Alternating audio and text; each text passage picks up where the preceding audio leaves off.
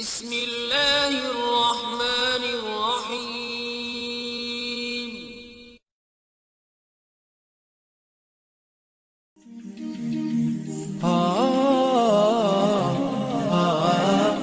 Bismillahirrohmanirrohim. Assalamualaikum warahmatullahi wabarakatuh. Misteri letak dinding Yakjuj dan Makjuj.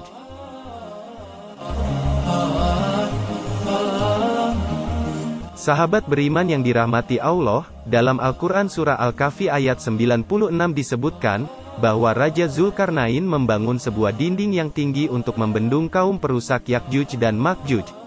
Banyak pakar sejarawan Muslim mengkaji di manakah sebenarnya bangunan itu.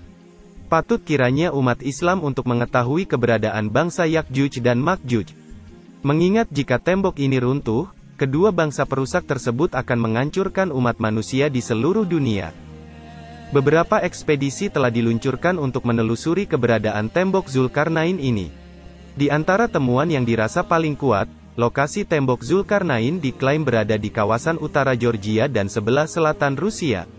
Tepatnya, berada di pegunungan Kaukasus yang ada di bagian tengah Greater Caucasus Mountains. Para ilmuwan mendefinisikan, persisnya posisi tembok Zulkarnain ini berada di kaki Gunung Kazbek. Kawasan itu dikenali sebagai lorong Daril atau disebut sebagai Daril Pes yang ketinggiannya mencapai 3,950 kaki atau 1.204 meter dari permukaan laut. Kedudukannya ini dekat dengan Sungai Terek. Untuk menuju ke lorong tersebut, ada satu jalan yang mengarah ke sana. Lorong ini dibuat oleh tentara Georgia dan dipugar kembali oleh Rusia tahun 1850-an.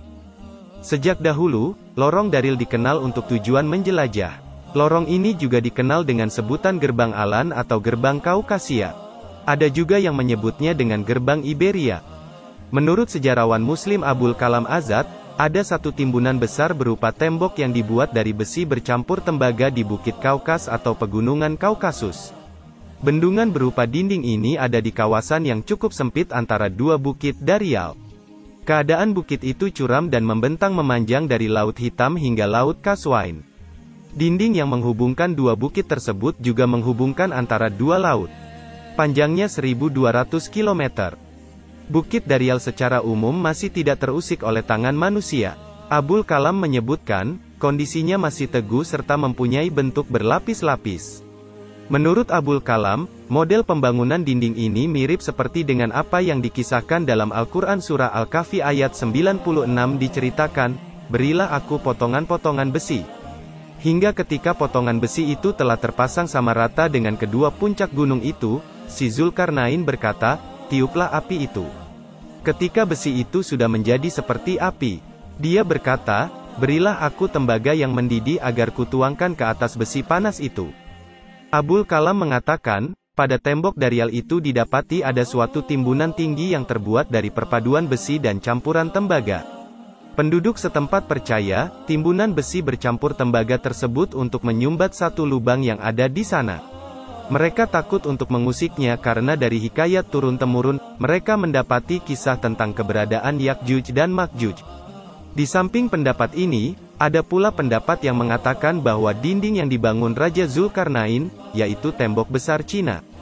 Tembok yang membentang sepanjang 21.196 km di negeri Cina ini disebut sebagai hasil karya Raja Zulkarnain untuk membentengi bangsa Cina dari serangan bangsa Mongol dari utara.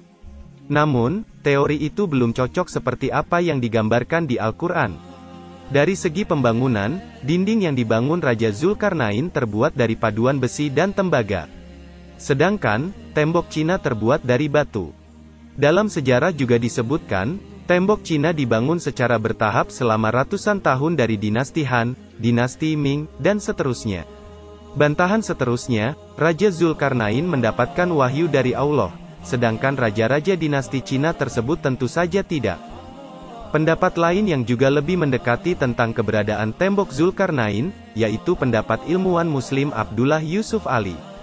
Ia menyebutkan, letak tembok Zulkarnain berada di distrik Hisar, Uzbekistan, tepatnya 240 km di sebelah tenggara kota Bukhara. Posisinya ada di jalur utama antara Turkestan ke India. Tempat itu dikenal dengan nama Buzgol Hana atau Babul Hadid. Seorang pengembara asal Cina, Hiowen Xiang, pada abad ke-7 pernah melewati dinding ini. Dalam memoarnya ia menceritakan, terdapat pintu berlapis besi di tempat itu. Hal yang sama juga didukung oleh Khalifah Bani Abbasiyah, Al-Qatsik yang mengutus satu tim ekspedisi menyelidiki tempat ini.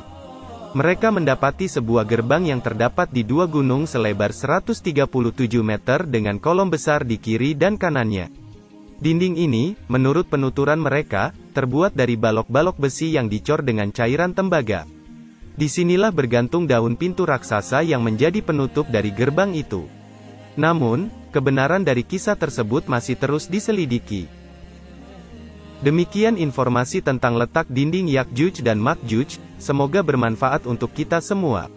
Amin, ya Robbal Alamin.